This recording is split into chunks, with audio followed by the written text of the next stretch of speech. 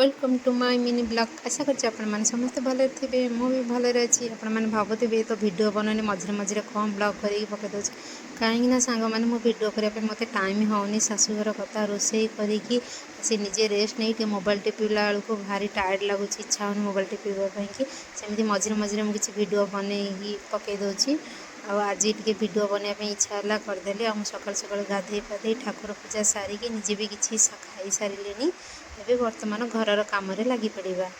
ଆଉ ଆମର କ୍ଷୀର ଗରମ ହେଉଛି ଆଉ ମୁଁ ଏବେ ଚାଲିରେ କିଛି ଚୁଲିରେ ପୋଡ଼ିକି ଯା ଚୁଲି ପୋଡ଼ା ଖାଇବାଟା ଯେଉଁ ଟେଷ୍ଟ ମାନେ ସେଇଟା କେଉଁଠି ନଥିବ। ଚୁଲିରେ ପୋଡ଼ି ବୋଲି ବାଇଗଣ ଆଉ ଆଳୁ ପାଇଁକି ଆସିଛି। ବାଇଗଣ ଆଳୁ ପୋଡ଼ିକି ତାକୁ ପଖାଳ ଭାତ ସହିତ ଏଇ ଯେଉଁ ଖରା ହେଉଛି ଆସତେ ପଖାଳ ଭାତ ହିଁ ସବୁଠାରୁ ଭଲ। ତାମାନେ ବାଇଗଣ ଆଳୁ ତାକୁ ନେଇଗଲି। କିଏ ଏମିତି ପୋଡ଼ିକି ଖାଉଛନ୍ତି ବାଇଗଣ ଆଳୁ ମୋତେ କମେଣ୍ଟରେ ଜଣେଇବେ। ଆଉ ସାଙ୍ଗମାନେ ମୋ ଶାଶୁଘର ତ ଭିଡ଼ିଓ ବନେଇବା ପାଇଁକି ମାନେ ମନା କରୁନାହାନ୍ତି। ମାନେ ଗାଁରେ ଜାଣିଥିବେ ଭିଡ଼ିଓ କଲେ ତୁମ ବୋଉ ଭିଡ଼ିଓ ବନାଉଛି କିଏ କ'ଣ କହିବେ ବୋଲି ମୋ ଶାଶୁ ସେଇଥିପାଇଁକି ମୋତେ ଟିକେ ମନା କରନ୍ତି। ହେଲେ ମୁଁ ଲୁଚି ଲୁଚି ଟିକେ ଭିଡ଼ିଓ ବନାଉଛି। ଯଦି ମୋର ଇଚ୍ଛା ୟୁଟ୍ୟୁବରେ ଆଗକୁ ଯିବା ପାଇଁକି ଯଦି ମୋର ଇଚ୍ଛା ମୁଁ ତ ସେମିତି ଭିଡ଼ିଓ ବନାଉଛି। ଦେଖାଯାଉ ଭଗବାନଙ୍କ ଉପରେ ନିର୍ଭର ଯଦି ମୁଁ ଆଗକୁ ଯାଇପାରେ ଭଲ କଥା। ନ ଯାଇପାରିଲି ଯଦି ଯେଉଁଠି ସେଠି ରହିଯିବା। ଦେଖନ୍ତୁ ମୋ ବାଇଗଣ ଚୁଲିରେ କେତେ ଜୋରରେ ନିଆଁ ଅଛି ଆଉ ଏ ନିଆଁରେ ତ ବାଇଗଣ ପୋଡ଼ିଯିବ ପୁରା। ଆକୁ ପୋଡ଼ିକି ଗରମ ଗରମ ପୁରା ଲଙ୍କା ଲୁଣ ଟିକେ ତେଲ ପକେଇକି ପଖାଳ ଭାତ ସହିତ ଆହା ଏମିତି କିଏ ଯଦି ପୋଡ଼ିକି ବାଇଗଣ ଆଳୁ ଖାଉଥିବେ ମୋତେ ନିହାତି କମେଣ୍ଟରେ ଟିକେ ଜଣେଇବେ। ଆଉ ଆମର କ୍ଷୀର ହେଇଗଲାଣି ତାକୁ ଟିକେ ଘୋଡ଼େଇ ଦେବା କାହିଁକିନା କିଛି କ'ଣ ପଡ଼ିଯିବ। ତାପରେ ଚାଲ ଟିକେ ରେଷ୍ଟ ନେବା କାହିଁକିନା ଏଇ ଯେଉଁ ଖରାରେ ଟିକେ ବି କ'ଣ କାମ କଲାବେଳକୁ ସାଙ୍ଗେ ସାଙ୍ଗେ ଝାଳ ହେଇଯାଉଛି। ଆଉ ଏ 2 ଦିନ ଖଣ୍ଡ ହେବ ତ ଯେମିତି 4ଟା ଟାଇମ୍ ହେଉଛି ସେମିତି ବର୍ଷା ଆରମ୍ଭ ହେଉଛି। ବର୍ଷା ପବନ ଘଡ଼ଘଡ଼ି ପୁରା ଜୋର ହେଉଛି। ଆଉ ମୋବାଇଲ ଆଉ ଟର୍ଚ୍ଚ ଚାର୍ଜ ବସାଇଦେଲି କାହିଁକିନା ରାତି ହେଲା ବେଳକୁ କୌଣସି ଦେହରେ ଚାର୍ଜ ନଥିବ। ସେଥିପାଇଁ ଚାର୍ଜ ସବୁ ବସାଇଦେଲି ମୋବାଇଲ ଟର୍ଚ୍ଚ।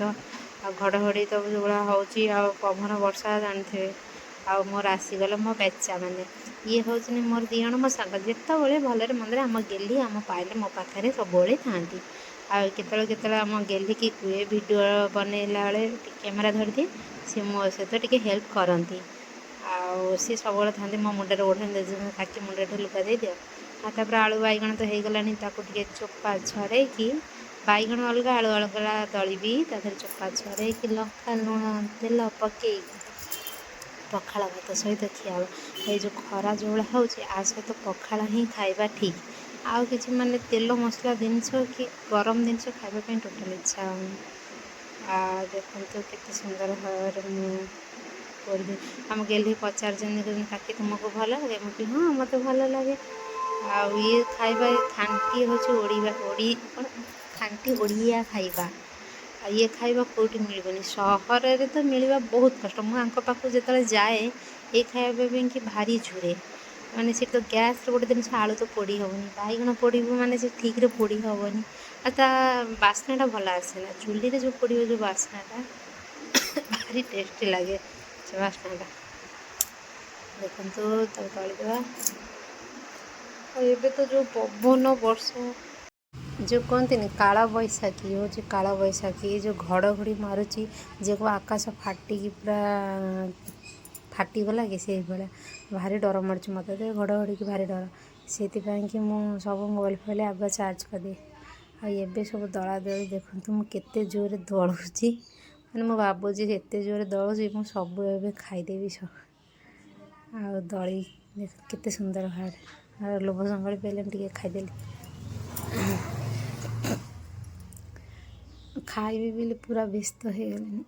ଆଉ ମୁଁ ଭାତ ଯେତେ ଆଣିଛି ପୁରା ସବୁ ଖାଇଦେବି କିନା। ତାପରେ ମୁଁ ଖାଇବାରେ ବସି ପଡ଼ିଲି। ମାନେ ଏତେ ଟେଷ୍ଟି ଲାଗୁଥାଏ ଖାଇବା ସାଙ୍ଗମାନେ ମାନେ କୁହନି। ଆଉ ମୁଁ ଖାଇସାରି ଯାଇକି ପୁରା ଖାଇସାରି ଯେଉଁ ହାଣ୍ଡି ଥାଏ ଭାତ ହାଣ୍ଡି ତାକୁ ମାଜିକି ଆସିଲେ ଦେଖନ୍ତୁ କେତେ ଜୋରରେ ମୋର ଝାଳ ମାନେ ମୋ ମୁହଁରୁ ପୁରା ପାଣି ଭଳିଆ ନିଗୁଡ଼ୁଛି। ଆଉ ମୋ ଲୁଗାପଟା ବି ଓଦା ହେଇଯାଇଛି ଏତେ ଜୋର ଝାଳ। ଆଉ ଟିକେ ଆସିଲା ବେଳକୁ ଫ୍ୟାନ୍ ତଳେ ବସିବା ପାଇଁକି ଲାଇନ୍ ବି ନାହିଁ। କାହିଁକିନା ବର୍ଷା ହେଲା ବେଳକୁ ଲାଇନ୍ ବି ରହୁନି। କେଉଁଠି ତାର ଛିଡ଼ିଯାଏ ତ କେଉଁଠି ମଟର ପୋଡ଼ିଯାଏ ତ ଏଇଭଳିଆ ହିଁ ହେଉଛି। ତାପରେ ରୋଷେଇ କରିବି ବୋଲି ଗ୍ରାଇଣ୍ଡର କରିଦେଲି। ମସଲା ଆଜି ଗୋଟା ବାଇଗଣ ଭଜା ହେବ ଆଉ ପୋଟଳ ତରକାରୀ ହେବ। ଭାତ ବସେଇକି ଭାତ ମୁଁ ଗାଳି ଦେଲି। ଆଉ ପିଜ ଦେଖୁନି ଏଇ ଯେଉଁ ଗରମ ତତଲା ତତଲା ଡହଟା ମାନେ ମୁହଁ ପୋଡ଼ି ଯାଉଛି ଭାତ ଗାଳିଲା ବେଳକୁ। ଆଉ ଗୋଟା ଭେଣ୍ଡି ଭଜା ହେବ, ପୋଟଳ ତରକାରୀ। ଆଉ ଏଇଠି ମୁଁ ବସେଇ ଦେଇଛି ତରକାରୀ। ତାପରେ ହେବେ ମୋ ସାଙ୍ଗରେ ଆସି ବସି ପଡ଼ିଲେ ଆମର ପିଲାମାନେ ସମସ୍ତେ ଆସିକି ଏଠି ମସ୍ତେ ଭିଡ଼ିଓରେ ଟିକେ ହେଲ୍ପ କଲେ। ତାପରେ ରୋଷେଇ ସରି ମୁଁ ନିଜେ ଧୋଇ ଧାଇ ହେଇକି ଆଇଲି ଟିକେ ରେଷ୍ଟ କରି। ଆଉ ରେଷ୍ଟ କରିବାକୁ ଆଇଲା ବେଳକୁ ସାଙ୍ଗମାନେ ଲାଇନ୍ ନାହିଁ, କି ଗରମ ମାନେ ମୋ ମୁଣ୍ଡ ଖରାପ ହେଇଗଲାଣି, ମୁଁ ତ ପାଗଳ ହେଇଛି। ତାପରେ କ'ଣ କରିବି, କିଛି ଉପାୟ ନାହିଁ। ବସିକି ପୋଛି ପାଛିକି ଛାଡ଼ି ବିଛଣାରେ ବିଞ୍ଚି ହେବି, ଆଉ କିଛି ଉପାୟ ନାହିଁ। ଆଉ କ'ଣ କରିବି, ଲାଇନ୍ ତ ନାହିଁ, ଏମିତି ବିଛଣାରେ ହିଁ ବିଞ୍ଚି ହେବ ନା। ଆଉ ସାଙ୍ଗମାନେ ମୋ ଭିଡ଼ିଓ କେମିତି ଲାଗିଲା ମୋତେ କମେଣ୍ଟରେ ଜଣେଇବେ। କାହିଁକିନା ମୁଁ ନୂଆ ନୂଆ ବ୍ଲଗ୍ କରୁଛି, ମୁଁ ଭିଡ଼ିଓ ଏତେ ବି ଭଲସେ କରିପାରୁନି। ମୋର ଯେଉଁଠି ବି କିଛି ଥିବ ମୋତେ କହିବେ, ମୁଁ ଭିଡ଼ିଓ ଭଲସେ କରିବି। ରହିଲି।